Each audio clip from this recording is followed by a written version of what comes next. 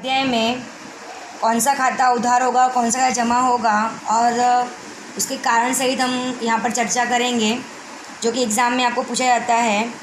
नीलिमा की बही में कौन सा खाता उधार और कौन सा खाता जमा होगा, कारण सहित समझाइए। इसको हम दो प्रकार से सवाल करेंगे। पहले मैं आपको समझाती हूँ कि कौन सा खाता उधार होगा, कौन सा खाता जमा होगा, ये आपको पहचानने आना चाहिए। जैसे पहला प्रश्न है हमारा, रुपये 50,000 रोकड़ लाकर धंधा शुरू किया। अब धंधा कौन शुरू करता है? व्यवसाय का मालिक। और व्यवसाय का मालिक व्यवसाय में रोकड़ या कोई भी संपत्ति लाता है तो वो हमारे लिए क्या कहलाती है? पूंजी। और क्या लेकर आया? रोकड़। जैसे मैंने आपको कहा था उधार जमा के नियम और खाता आपको पहचानने आना चाहिए। अब रोकड़ हमारी क्या है? संपत्ति। धंधा शुरू किया तो धंधे में क्या आई? रोकड़। कौन लेकर आया? मालिक। उसी ने धंधा शुरू किया है। तो हमारे यहाँ पहला आएगा कि धंधे में क्या आई? रोकड़ आई। तो धंधे में रोकड़, रोकड़ हमारी क्या है? संपत्ति। रोकड़ आई तो असर किस पे होगी? रोकड़ खाते पे। तो रोकड़ खाता असर करेगा। रोकड़ खाता उधार। संपत्ति आए तो उधार। लाने वाला कौन? तो लाभ देने वाला कौन है? मालिक। और मालिक कौन है? व्यक्ति है। तो लाभ देने वाला क्या हो जाएगा? खाता जमा। तो व्यक्ति यहाँ लाभ देता है, मालिक है, तो मालिक के द्वारा लाई गई रकम क्या कहलाएगी? हमारी पूंजी। तो पूंजी खाता यहाँ पे क्या हो जाएगा? जमा। यहाँ ध्यान रखना है हमें, खाते खुद पहचानने आना चाहिए। धंधे में क्या आई? रोकड़। रोकड़ क्या है? संपत्ति। संपत्ति आए तो उधार। कौन लाया? व्यवसाय का मालिक। व्यवसाय का मालिक कौन है? व्यक्ति। व्यक्ति क्या दे रहा है? लाभ। लाभ देने वाला खाता क्या होता है? जमा। और वो हमारी क्या कहलाती है? पूंजी। उसी प्रकार रुपये 10,000 की जसलीन के पास से लोन ली। लोन ली तो हमारे पास में क्या आई? पेढ़ी में रोकड़ आई। रोकड़ हमारी क्या है? संपत्ति। लिखेंगे पेढ़ी में क्या आई? रोकड़ आई। पेढ़ी में रोकड़ आई। रोकड़ खाता क्या हो जाएगा? उधार। रोकड़ खाते असर या रोकड़ खाता उधार। आए तो उधार। ध्यान रखना है, रोकड़ हमारी क्या है? संपत्ति। देने वाली कौन? किसके पास से ली हमने? जसलीन। तो जसलीन कौन है? व्यक्ति है। जसलीन लाभ देने वाली है। देने वाली है तो खाता क्या हो जाएगा? नियम हमारा काम करेगा ये कि देने वाला खाता क्या हो जाएगा? जमा। जसलीन खाता क्या हो जाएगा? जमा। यहाँ पर हमें खाते पहचानने आना बहुत ज़रूरी है और उधार जमा के नियम उसी के आधार पर हमें लगाने हैं। रुपये 30,000 बैंक में भरकर खाता खुलवाया। क्या भरी हमने? रोकड़। कहाँ भरी? बैंक। बैंक कौन है? व्यक्तिगत संस्था। बैंक में भरी तो बैंक ने क्या किया? प्राप्त किया। तो यहाँ लिखेंगे बैंक प्राप्त करने वाली है। प्राप्त करने वाली है या लाभ लेने वाली है। तो बैंक खाता क्या हो जाएगा? उधार। बैंक खाता उधार। बैंक में हमने क्या भरी? तो रोकड़। तो धंधे में से क्या गई? रोकड़ गई। धंधे में से रोकड़ गई। रोकड़ हमारी क्या है? संपत्ति। संपत्ति जाए तो जमा। तो रोकड़ खाता क्या हो जाएगा? यहाँ पर जमा। खास आपको ध्यान रखना है बेटा, कौन सा खाता जुड़ा हुआ है। खातों को पहले पहचानना है, पहचान कर उधार जमा के नियम को यहाँ में फॉलो करना है। रुपये 8,000 में क्या खरीदा? कंप्यूटर खरीदा। अब कंप्यूटर हमारी क्या है? संपत्ति। किसी व्यक्ति का नाम दिया है, किसी संस्था का नाम दिया है, नहीं दिया। इसका मतलब क्या है? व्यवहार कैसा होगा? रोकड़ व्यवहार है। हमने क्या खरीदा? कंप्यूटर खरीदा। तो धंधे में क्या आया? कंप्यूटर। धंधे में कंप्यूटर आया। हमने खरीदा तो धंधे में कंप्यूटर आया। कंप्यूटर हमारी क्या है? संपत्ति।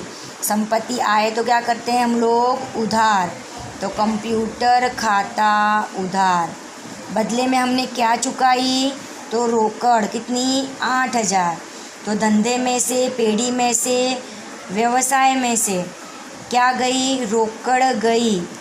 रोकड़ गई। रोकड़ हमारी क्या है? संपत्ति। संपत्ति जाए तो जमा। तो यहाँ हो जाएगा रोकड़ खाता जमा। आगे बढ़ते हैं बेटा। यहाँ पर रुपये 1,000 की स्टेशनरी खरीदी। अब स्टेशनरी हमारा क्या है? खर्च है। तो खर्च, उपज खर्च खाते का नियम लगेगा।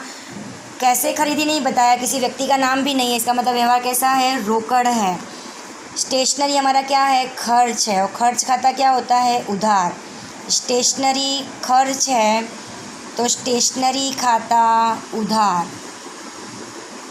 स्टेशनरी खर्च खाता उधार, बदले में हमने क्या चुकाई, रोकड़।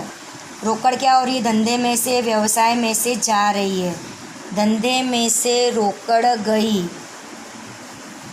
रोकड़ हमारी क्या है, संपत्ति। संपत्ति जाए तो जमा, तो रोकड़ खाता क्या हो जाएगा यहाँ पर, जमा। आप लोगों को खाता पहचानने आना बहुत ही ज़रूरी है कि कौन कौन से खाते जुड़े हुए हैं। रुपये 20,000 की खरीदी की। अब खरीदी की है और किसी व्यक्ति या संस्था का नाम नहीं है, तो व्यवहार कैसा होगा, रोकड़। रोकड़ व्यवहार में क्या होती है, रोकड़ की लेन देन या कमी वृद्धि होती है।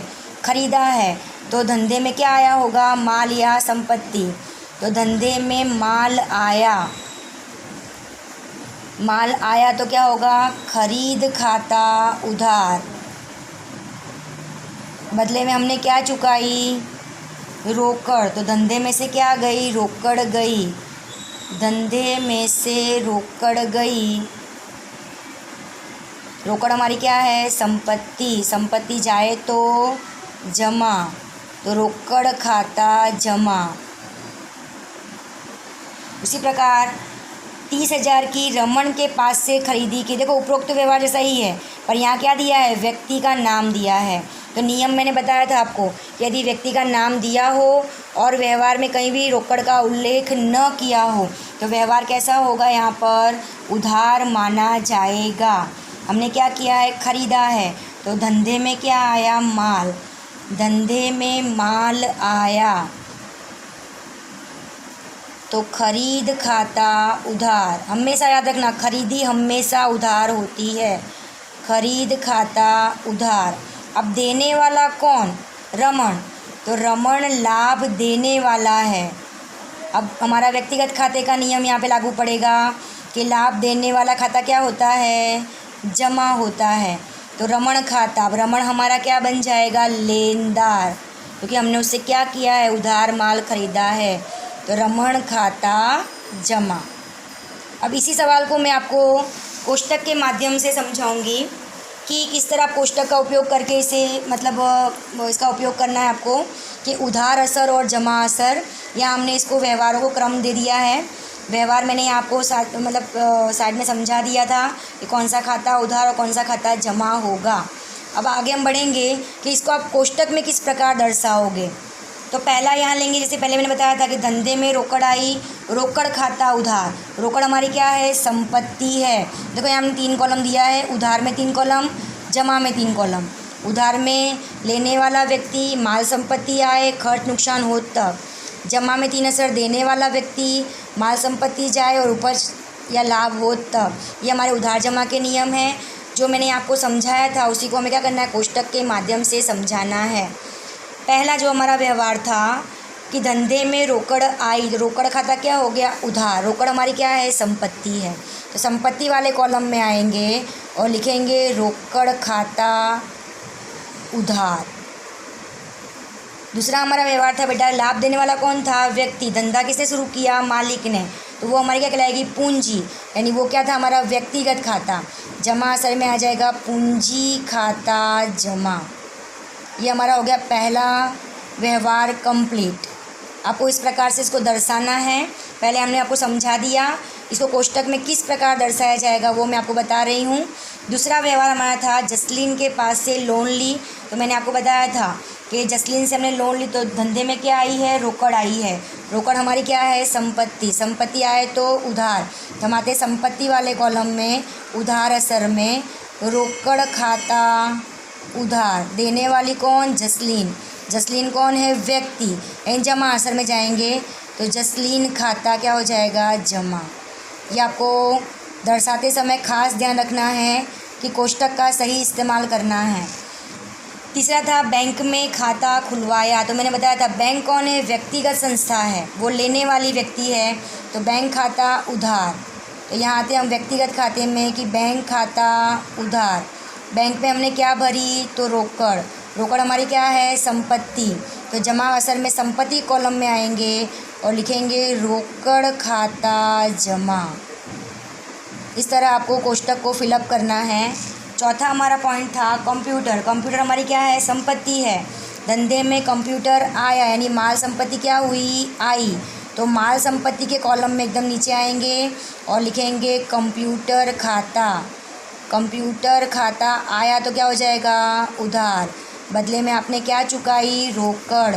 तो आएंगे जमा असर। जमा असर में कहाँ जाएंगे, संपत्ति में। फिर दोबारा ढूंढेंगे हम और लिखेंगे रोकड़ खाता जमा। फिर आते हैं 5वें कॉलम की ओर हम लोग। 1000 की स्टेशनरी खरीदी। अब स्टेशनरी हमारा क्या है, खर्च है। तो उधार असर में हम आएंगे खर्च के कॉलम में, खर्च या नुकसान हो तब। तो यहाँ आ जाएंगे स्टेशनरी हमारा क्या है, खर्च। तो स्टेशनरी खाता उधार। बदले में हमने क्या चुकाई, रोकड़। रोकड़ हमारी क्या है, संपत्ति। तो संपत्ति दूसरे कॉलम जमा असर में आएंगे, तो रोकड़ खाता जमा। इस तरह आपको कॉलम को फिलअप करना है। आगे है हमारा 20,000 की खरीदी की। खरीदी यानी कि माल धंधे में आया, तो माल संपत्ति आए तो क्या करेंगे, उधार। तो यहाँ आ जाएगा इस कॉलम में खरीद खाता उधार। बदले में हमने क्या चुकाई, रोकड़। रोकड़ भी हमारी क्या है, संपत्ति। तो जाएगी माल संपत्ति में जाएंगे और इस कॉलम में लिखेंगे रोकड़ खाता जमा। ये आएंगे 30,000 की रमन के पास से खरीदी की। खरीदी की तो क्या आया बेटा, धंधे में माल आया, तो फिर माल संपत्ति आय के कॉलम में जाएंगे और ख़रीदा है तो खरीद खाता उधार। अब देने वाला कौन था यहाँ पे, रमन। रमन कौन है, व्यक्ति। व्यक्तिगत खाता हम क्या करते हैं हमेशा, यहाँ देने वाला खाता क्या करेंगे, जमा। तो जमा के कॉलम में हम लोग पहुँचेंगे और यहाँ पे व्यक्ति का नाम कहाँ दिया है, देने वाला व्यक्ति। जमा असर में आ जाएगा रमन। रमन हमारा क्या है, लेनदार। तो रमन लिखो या लेनदार लिखो, लेनदार खाता क्या हो जाएगा, जमा।